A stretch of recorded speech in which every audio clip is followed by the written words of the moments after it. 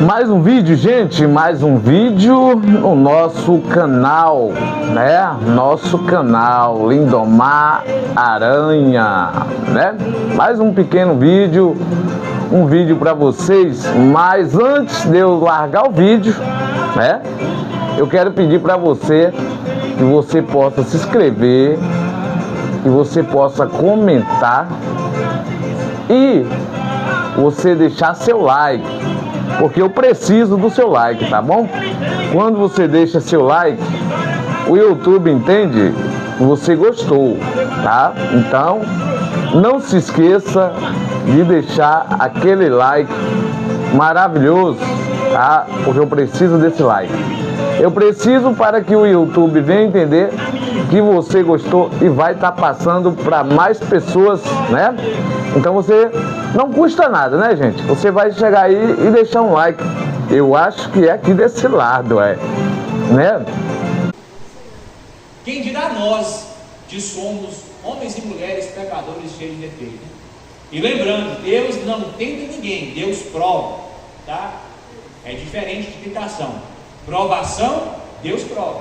A tentação, ela não vem de Deus, ela vem do diabo e também vem da nossa própria carne, que é pecaminosa, né? Tem pessoas que vão falar assim: ah, mas não, tinha uma bolsa de dinheiro ali, Deus me tentou. Não, Deus te tentou com bolsa de dinheiro para você roubar, não, para ver se você é fiel, não. Ali foi a sua carne, esse que quis. E o diabo, ó, vai lá e pega e rouba, ninguém vai descobrir. Provação e tentação são duas coisas distintas. E Deus, ele não tenta ninguém, tá?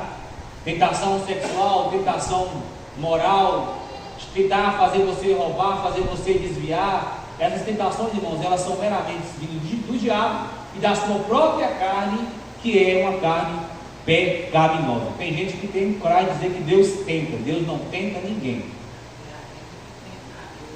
Hã? Nós não temos essa capacidade não, mas nós não entristecemos de vez em quando. Tentar ir para destruir nós, né? Fazer igual lá o povo de Sodoma e Gomorra. O povo de Israel também muitas vezes tentou Deus para poder destruir eles. E a mão de Deus foi desviada através de orações dos seus servos. Vamos lá.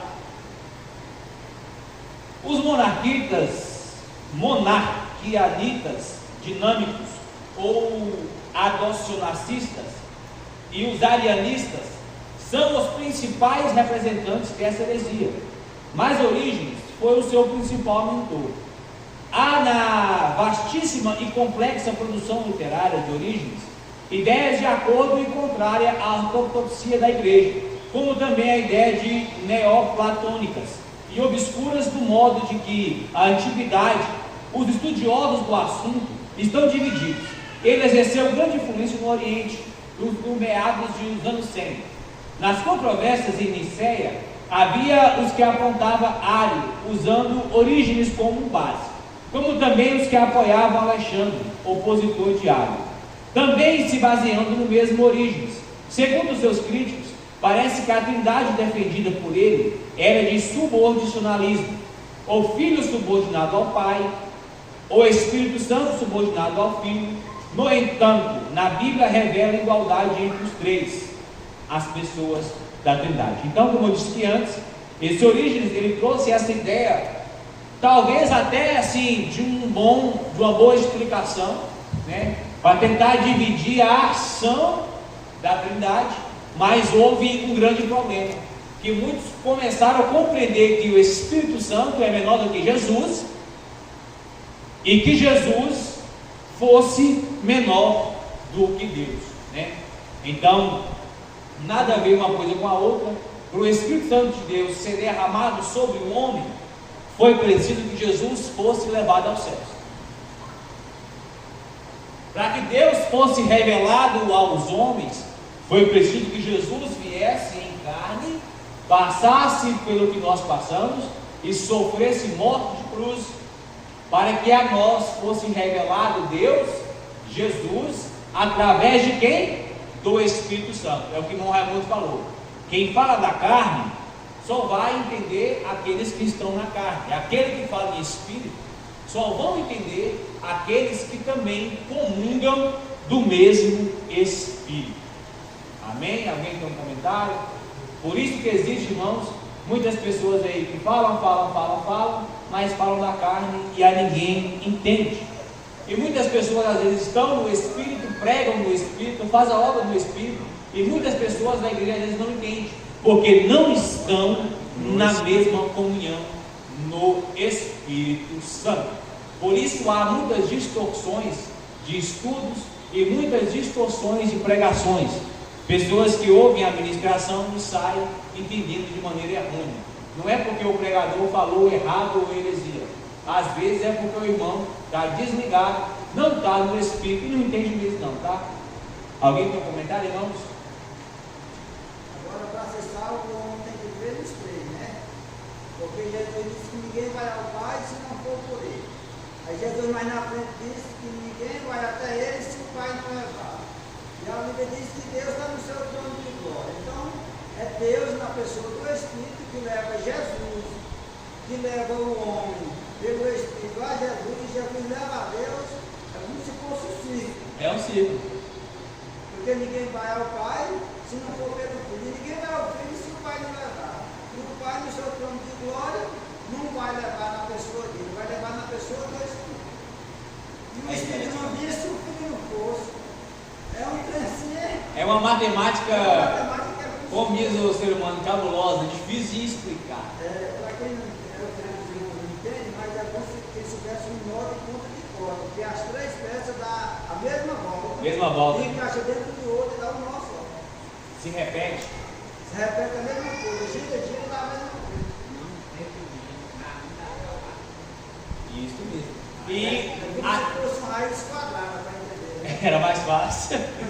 E o engraçado, irmão Raimundo, que o Espírito Santo de Deus, ele está em todas as ações de Deus, que até no arrebatamento da igreja, o Espírito Santo de Deus vai estar. E vai concluir esse arrebatamento, a transformação, é o próprio Espírito Santo, uma ação do Espírito Santo de Deus.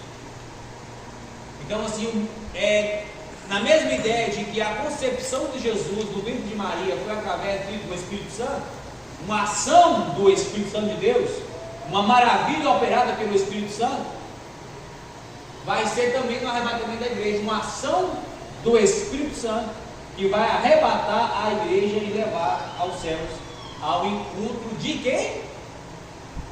De Jesus, que vai nos levar e vai nos revelar quem? Quem, irmãos? Deus.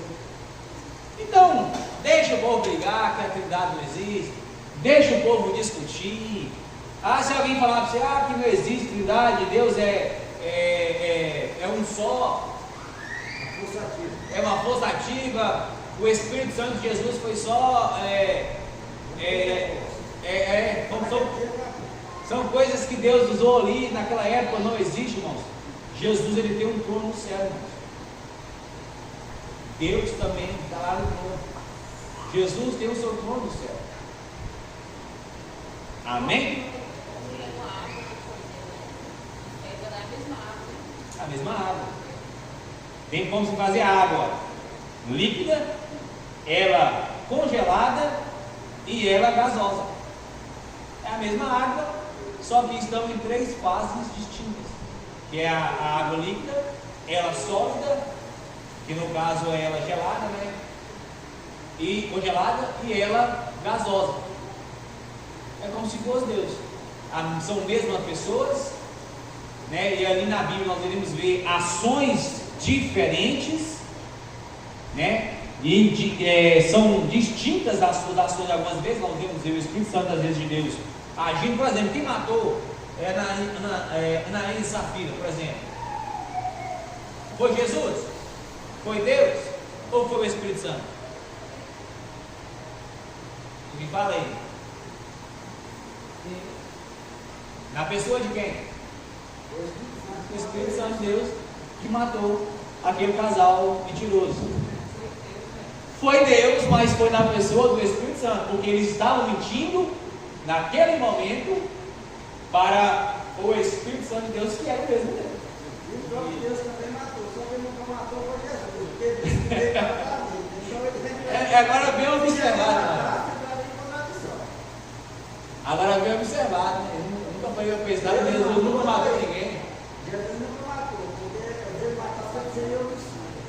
Porque ele podia matar alguém como Deus não ser homicida, mas como homem, se ele matasse, ele era homicida. É. E aí. Ele disse que veio para dar vida e humilhasse. Aí o povo não ia acreditar. Aí tinha um motivo, o povo não acreditar. Aí o povo ia pegar no pé dele, não ia? Mas se eu veio e matou o fulano, você veio e matou esse ciclano, mudou. Alguém tem mais um comentário? Charles, Manel, Lúcia, tá?